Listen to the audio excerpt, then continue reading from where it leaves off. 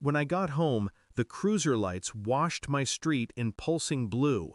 A police officer stepped out of the car, his face a neutral mask. "We took your 10-year-old niece into custody for theft," he said. My breath caught. "My niece moved abroad a year ago." He looked at me as if I'd just confessed to a crime. "Then you'd better come to the station."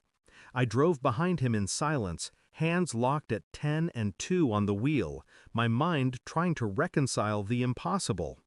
At the station, a girl sat in the waiting room, small shoulders shaking, face hidden by her hair. She wore my niece's favorite sweatshirt, faded pink with a cracked unicorn on the front. I stared at her and felt the first crack in the floor of my reality. They called her by my niece's name. She lifted her face, eyes swollen from crying. Same shade of green. Same small scar on the chin. But older, harder. Her voice was thin when she spoke. "Auntie?" My throat closed. "Where's your mother?" "She told me to find you." I sat across from her, forcing my hands to stay still. The fluorescent light hummed. My reflection stared back at me from the glass partition. A year abroad, weekly video calls, photos from beaches, new schools, smiling selfies.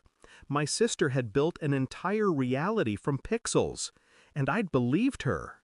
The girl, my niece, clutched my sleeve, whispering, "Don't send me back."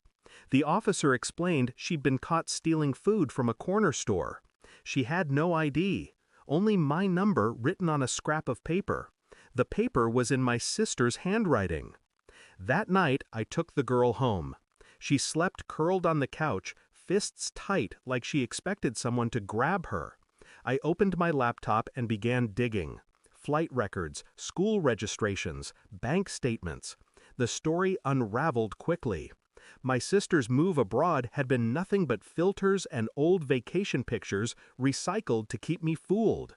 The girl had been left in foster care, moved from house to house, then she vanished from the system. I called my sister, straight to voicemail. Texts unanswered. Her social media still posted sunny lies, cued in advance. I felt a strange stillness take root inside me. No screaming, no shaking. Just a calculation forming behind my eyes. I ordered a DNA test kit. Quietly. A strand of the girl's hair while she slept. My own swab taken in the bathroom with the door locked. Days passed. I acted normal, made breakfasts, asked gentle questions. The girl avoided eye contact but slowly began to eat, to sit upright, to breathe like she wasn't waiting for the next blow. Every night I checked my sister's accounts, tracing money transfers, pinned locations, digital ghosts. The deeper I dug, the colder I felt. The results arrived on a Tuesday.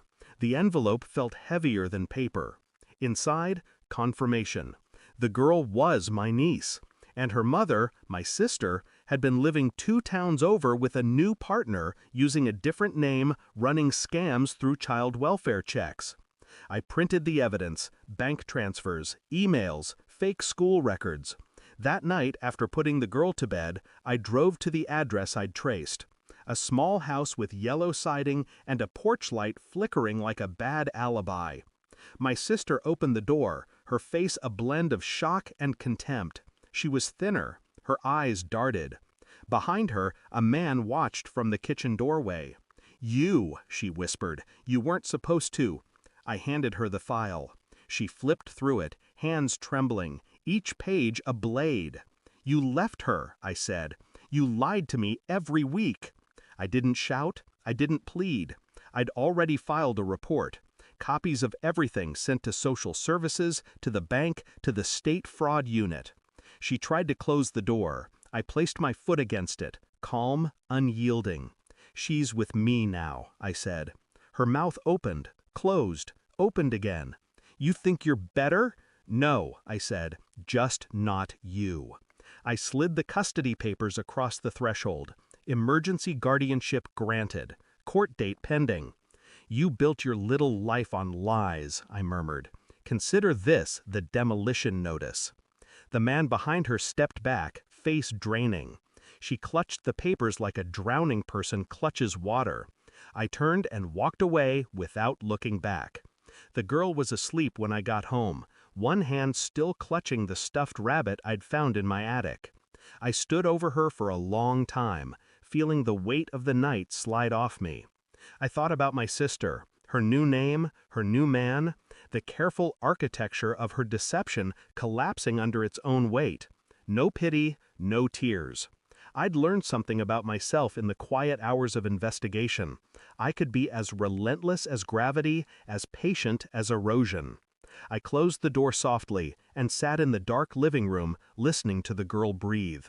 The house felt different now, not safer, but honest. And honesty, I decided, was the sharpest blade of all. I didn't rescue her from my sister. I rescued us both from the lie we'd been living. Thanks for watching. Don't forget to like, share, and comment. Subscribe now to Cheating Stories Insight World for more amazing stories.